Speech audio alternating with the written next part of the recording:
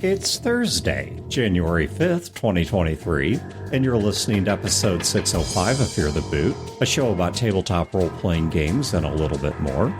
Running time for this episode is 34 minutes.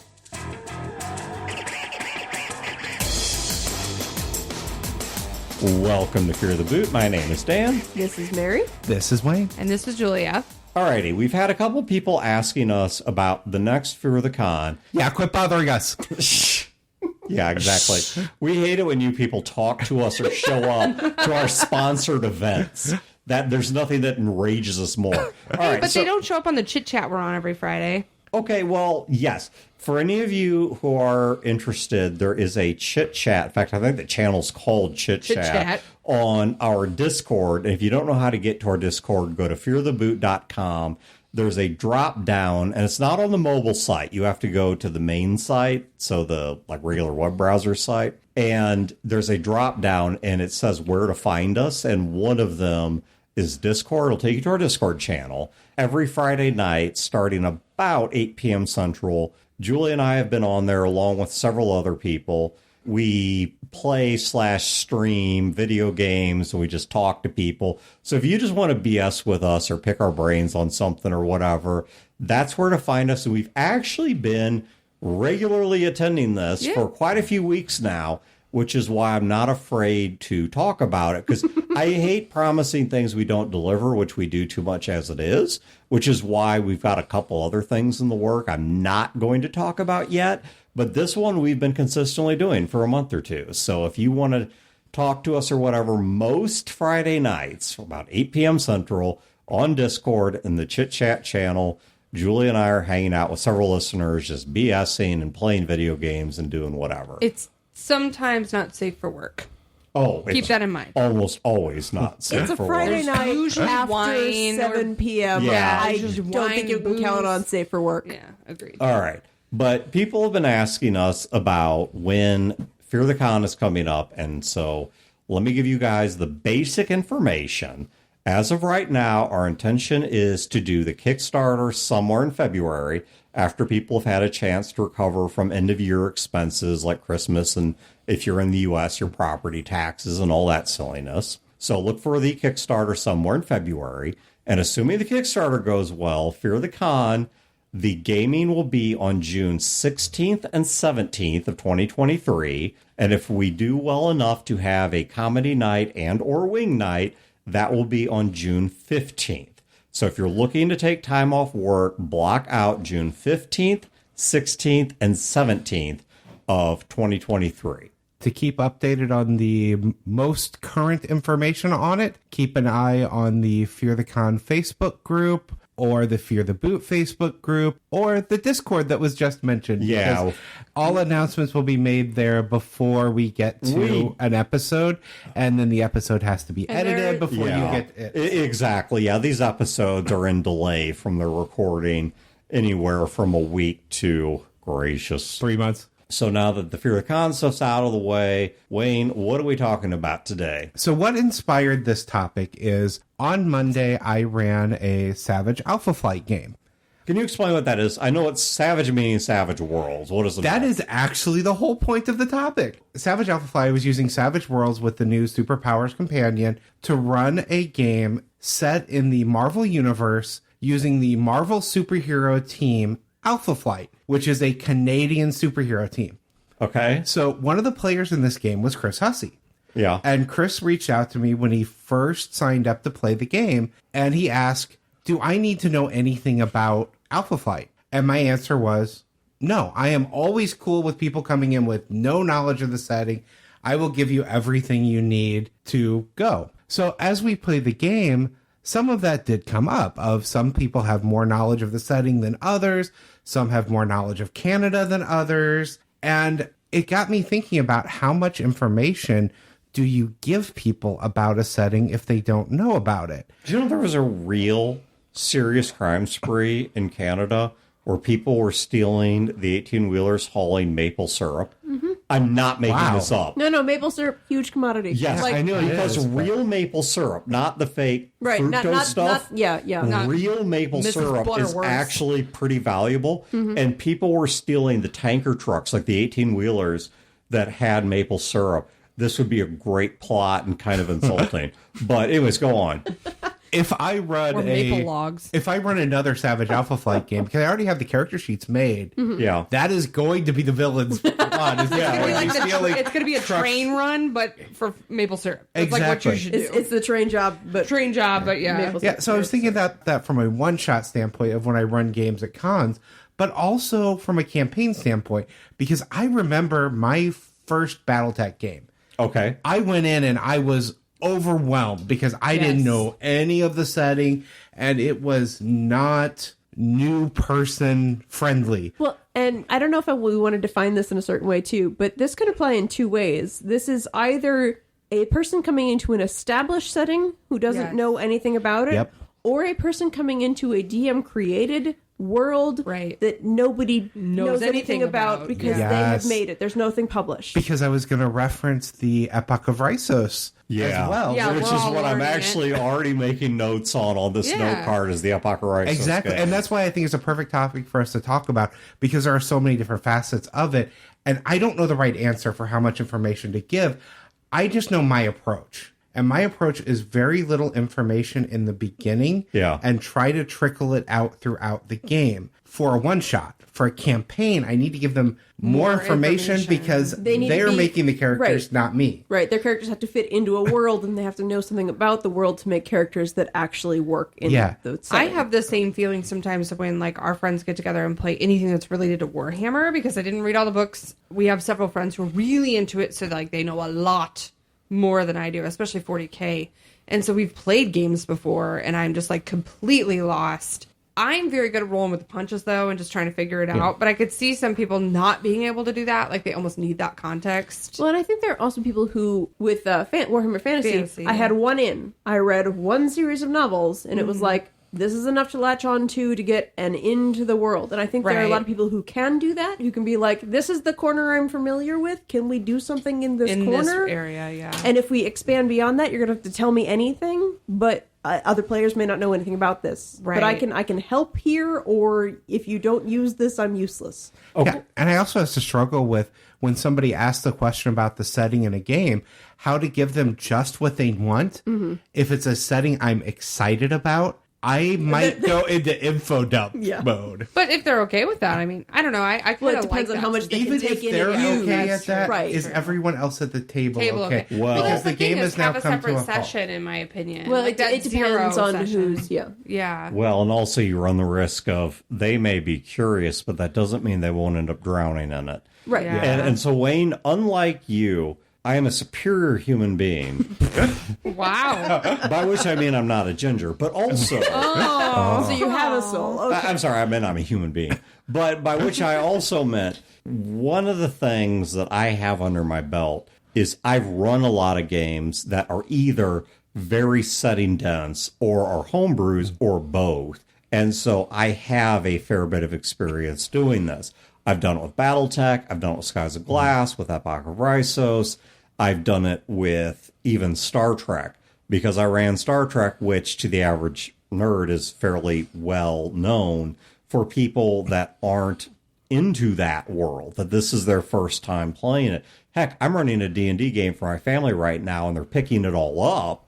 Now they're probably getting to be experts, but when it started off, if I mentioned things like a Dragonborn or a Mimic or something, they'd have no idea what I'm talking about.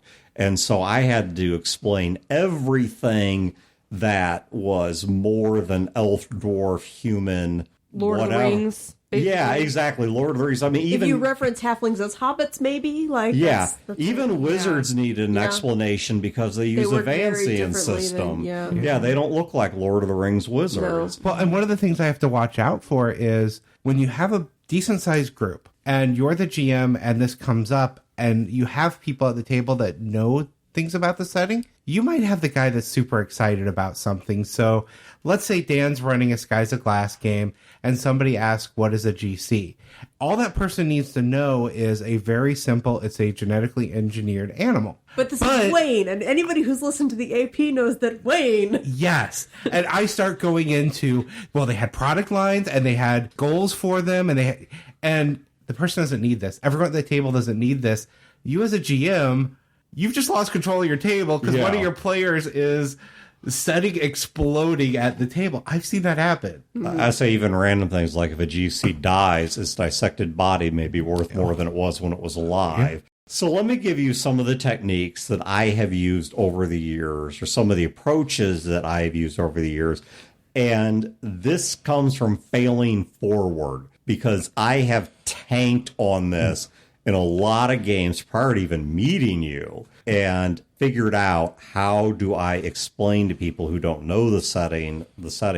The first one, and this may or may not be possible, and the players may or may not do it, is can you assign them some simple homework? Meaning, can you give them a really short setting synopsis? Can you get on Steam and send them a copy of one of the BattleTech video games or one of the Shadowrun video games? Or if it's Warhammer Fantasy, say, you know what, you need to play Vermintide or Total War Warhammer or whatever to pick up the gist of the setting in a way that might be a little more fun than just being setting barfed, and actually get a sense of how things work. Very much a player-by-player thing. Some players will definitely do it, and it will be great. Some players latch on to this. Some players don't. Sometimes it's because they're lazy. Sometimes it's because they're just busy. When I ran a Star Trek game for my family, at the time, one or two of my relatives in particular did not know much of anything about Star Trek. Well, the fastest Star Trek game comes with something called the Cadet Handbook or Cadet Sourcebook that has really short, like 1 paragraph long explanations in alphabetical order. This is what a shuttlecraft is. This is what a transporter is. This is what a tricorder is. It's very high level, very brief. It's a very short read. And God bless her, she went out, photocopied it all, hole punched it, put it in a binder, and both read it, and then while we were playing the game, if I said something like, are you taking your tricorder, she would flip to the page with tricorder on it, read it real quick, and refresh her memory on it. But some people either aren't going to do this because they can't, or they aren't going to do this because they won't. And so homework is not always an option. So this reminds me of my very first gaming session ever. I had never gamed before. Didn't know what gaming was. I was coming new to the hobby. Do you remember what I showed up with, Dan? Yep. Oh. A binder of Shadowrun information. So Yeah. Okay. For a Skies of Glass game. Oh. it was Skies of Glass information too. Yeah, it was a mix. It was a mix. It was all of the things from the Fear the Boot resource pages. There were. That's right. The sample Shadowrun game. Yeah. I had made a binder and I put together all the stuff. Now, I hadn't read any of the rules of the Shadowrun type of part of the stuff, but I had all of the Skies of Glass setting stuff in there, and I had like the printed out rules. But there were other documents mixed in from the same episodes, and because it was part of a Shadowrun conversation. So not everything even in the binder was Skies of Glass, but I showed up with more printed material that was all out of date because it was an old version of the system. Well, so I fall into, like, as a player, like, both camps. Sometimes I'm just honestly too damn busy, as most of the hosts here know, to be able to do that. Or if I do have time to do it, sometimes I'm so busy brain space wise, I can't hold it. So, like, you could hand it to me, I could read it, and I retain nothing. And that's why I love the Pathfinder FRD, because it gives you short blips of the things that I probably haven't told, but I forgot. So I can just go there, I can Google it. It's not like I'm reading through a source book that pretties it up in like an 8-paragraph situation. It's just a short blurb, kind of like the thing you were talking about with the cadet thing.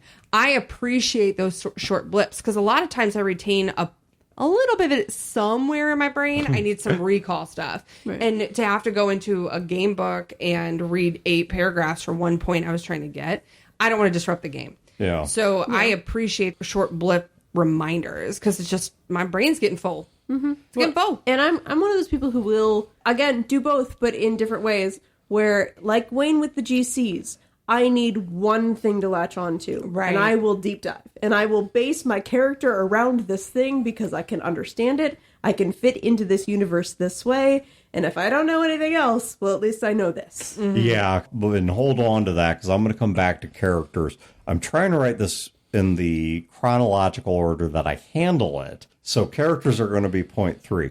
Point 2 is, where is the game going to start? All right, let's say, for example, that we're playing a D&D game and I'm doing Forgotten Realms and you're in Symbia. Okay, my preferred place to run D&D game. So what I'm going to do is I'm going to look at Symbia. And I'm not going to setting dump all of the Forgotten Realms on you. I'm just going to be like, you're in Symbia. This is what Symbia is like. This is the types of races that inhabit Symbia. These are the major points of interest. This is something that I can give to you in the course of 10, 15, 20 minutes and not drown you in a lot of proper nouns. And I'll even swap in some kind of placeholders like, okay, this is a port city. If you don't remember its name, that's fine. Just remember it's a port city where this goes on. So I start by focusing on that. In the Epoch of Rhysos game, it's like, okay, you guys are going to be human archaeologists that are working in this particular point of space. I'm not going to drown you with the 20 to 25 sapient species in the setting. You guys are only encountering a really small number. So as long as you get, I'm not even going to explain all the human factions to you. As long as you get the gist of this is where you are, you don't need to understand the world. You just need to understand Memphis. Then we're cool. And that's enough. People may ask about things outside of that, which I'll get to in point 3, which is what Mary was talking about with the character concept and latching on to things. But I'm going to start with the minimal information you need to survive in this one tiny corner of the setting. I'm not going to drown you in everything else. For example, in Forgotten Realms, if I remember my names right, there is a somewhat high-tech, high-magic area. I think it's called Lankin or something to that effect. Once again, it's been a while since I've run it, so I may be butchering the name. But that's a place where things like gunpowder and a higher level of engineering and also magic exist. They're big on trade. They're very isolated. And when I was running a game, I only explained Symbia until someone said, well, I want to play a really high magic inventor who has a flintlock pistol with 10 shots or something like that. I'm like, okay, you now have asked me about something to where you need to understand something else. You chose this. I didn't tell you this. This was not what I invited you to play. You picked this. And this leads me to point 3. Well, so before you jump to point 3, sure. One of the things I've done with that is if they're part of an organization, starting off for the first part of the campaign in a location that none of their characters have been in before. So if the players are not familiar with a setting, then if I can give a reason for their characters to not be familiar with a portion of the setting, I can introduce it instead of to the players, to the characters. See, what you need to do is you need to start your games the way DC movies end. Big CGI battle? Big CGI battle and on Earth. Yeah. Yeah, exactly. And you don't know where you are. None of this makes sense. And it doesn't even look like the regular world. And the characters are just as ignorant as the players are. I will say that is part of my place to start. It's really what my goal is to minimize the amount of information they need. In a Star Trek game, I mean, if nothing else, they only need to know about the Federation. And whatever their immediate assignment is, it'd be like, okay, you guys have been asked to go talk to the Klingons. I don't have to tell you about the Romulans, the Tholians, the Andorians, whatever. All you need to know about is the Federation and the Klingons, and there you go, you're done. And with the Klingons, I can describe them in 30 seconds of high-level adjectives. Warlike, honor-based, technologically lagging behind the Federation at most points in history, whatever. Yeah, I keep that in mind, though, if it's a campaign. I don't want to have complicated things happen in the beginning of the campaign that involve a lot of different factions for that reason. Yeah. Where players aren't going to understand the implications and therefore not understand why this matters. Exactly. I like to start my campaigns, if it's a new setting, very small and self-contained, and have them grow into some of that. Yeah, all right. So this is, I'm going to switch to Marvel here. Add 15 to 30 minutes to the runtime of any Marvel movie, because that's how much time I need to explain to all of my friends and family members that aren't geeks what the after credits scene meant. Because well, I followed the movie. Who was that in the after credits scene? And Except the shawarma one. And I'm like, yeah, that was sit back down. Because the first Avengers movie was... Yeah, exactly. Yeah. It's like, all right, I've got to explain to you who Thanos or Kang or whatever is. Sit back down, and we're going to be here a while. Or who Nathaniel Essex is and why he keeps showing up even though they won't make a movie about him for some reason. All right, so point 3 is the next thing I look at is what do the characters need or want, not players with characters. And what I mean here specifically is if someone says to me that they have a high concept for a character, for example, in the high-level setting thing, I mentioned genetic constructs, or GCs. Yep. And you say, you know what, I'm really interested in that. I'm really interested in the idea of these highly intelligent, genetically engineered product line animals. Or someone says to me, you know, I'm really interested in the idea of engineering in Star Trek. Or they say to me, hey, I want to be the military attaché. I want to be a soldier-type character in Epoch of Rhizos. Okay, well, now they've given me something I know I need to explore a little more. Not a lot more, but I need to give them a little bit of footnote information so they can play their character correctly. What's really cool is when you have a player that is one of the readers, and let's say marries the GC one and wants to play a GC-related character, you could give her a write-up for the GC and then not have to do it at the table, and then she can come all knowledgeable and explain it to the other players. Yeah, exactly. And if the other characters / players are ignorant of this, that's fine. That probably fits within the game, unless at the concept level they said, well, we want to play people that are, I don't know, cryogenically survived GC engineers. Well, then, okay, I should have explained it to everybody. Yeah. But I look next at what do the characters need to know. Because if they're straying from the general concept of what we're doing as a game, and now suddenly there's something unique to them, well, now they're invested in it. When somebody says, well, I want to play a magic user, and we were originally doing a paladin order, well, I now know they need to understand the Vancian magic system that D&D uses.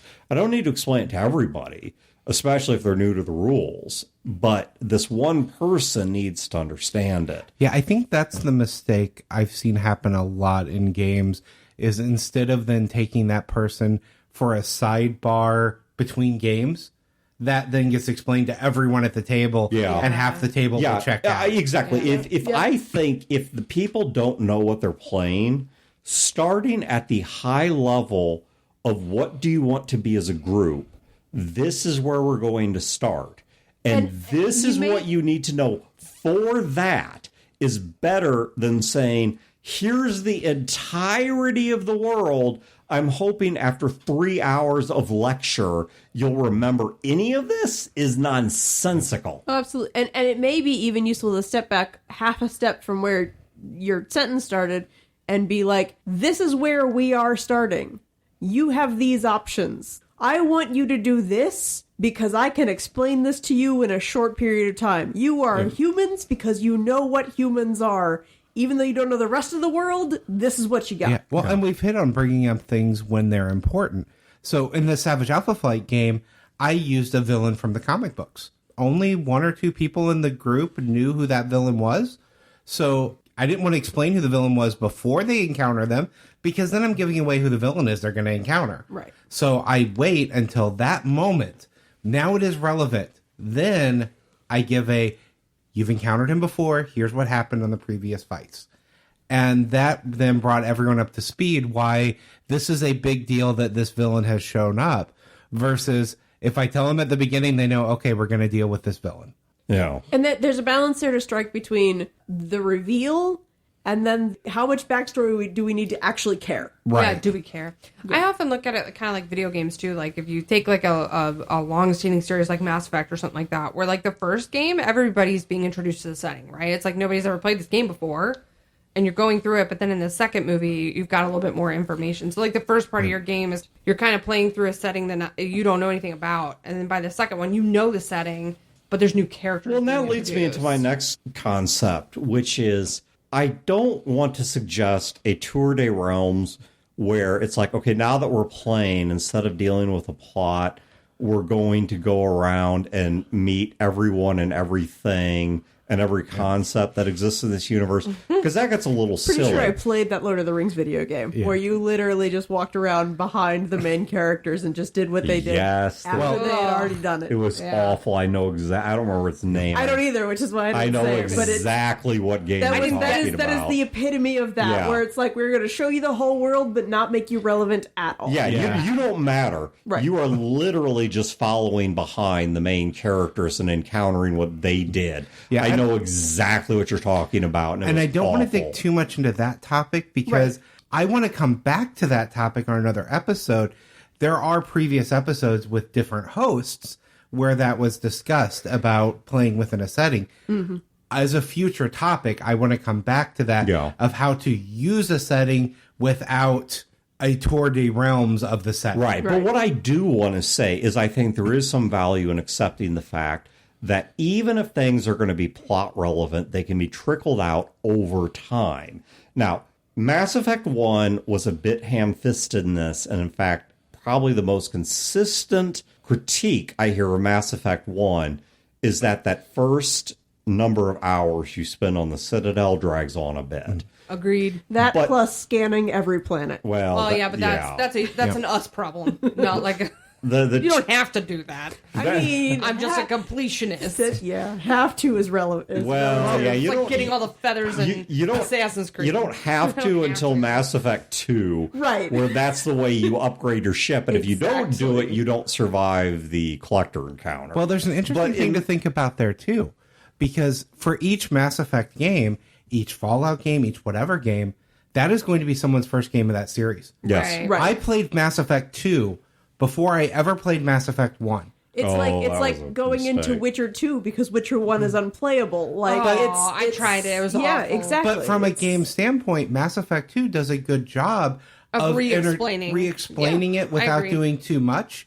And then you go back and play Yeah. one, I and you think- get all of the But details. what to make Mass it. Effect 1 did, and I think it was perhaps ham-fisted, but points toward a good concept, was trickling out the information. In their case, they did it vis-a-vis a series of subplots around the Citadel where it's like, okay, I don't know what the Asari are.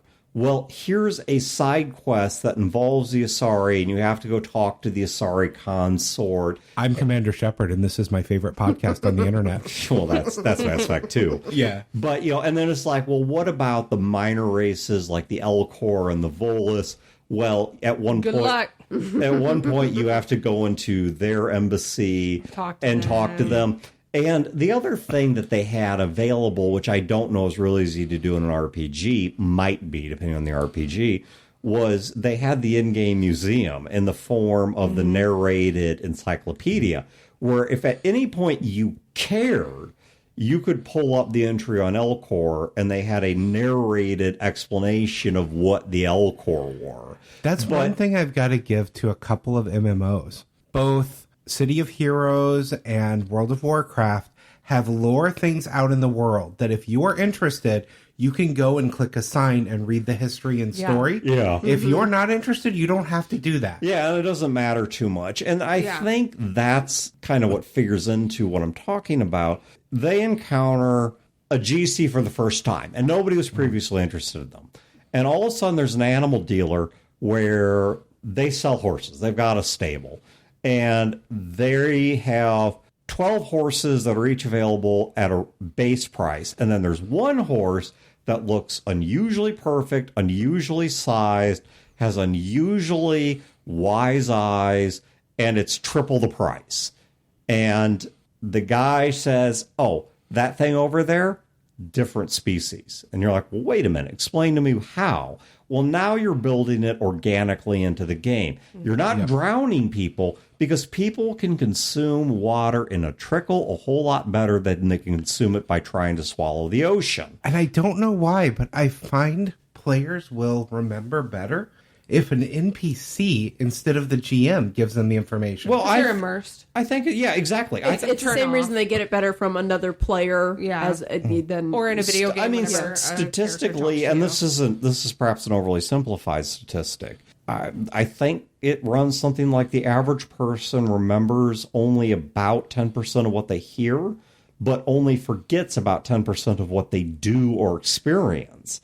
And I think that's what the trick is move it from a lecture, only lecture them with the minimal entry-level information, get them using it. I mean, like when I'm teaching people how to program, which I have done many times over, it'll be like, hey, let's sit down and make a simple web page that does basically nothing. It just displays the current date and time and formats a little bit. A little bit of Hello World. Exactly. And I was about to say, every programming class I've ever done starts with Hello World. Hello World or FooBar or whatever nonsense you want to do. And people start off with that, and then they use it, and they get it, and then it's like, now wait a minute, what if we underlined it? Now what if we changed the time zone? Now, what if we did this? Now, what if we did that? Add your name into it. Exactly. And so it says, hey, so-and-so, the current time is blah, blah, blah. And so you start building on that, and you start with minimal information, get them to use it, get them to apply it. And oftentimes, I think you don't just have to trickle it out. Sometimes they start asking questions. They latch on to something and say, well, how could I get it to do this? Well, now you've got them invested, and they're going to follow this information a lot more than somebody who is just sitting through a lecture. Which leads me to my final point, which is pay careful attention to the questions they ask.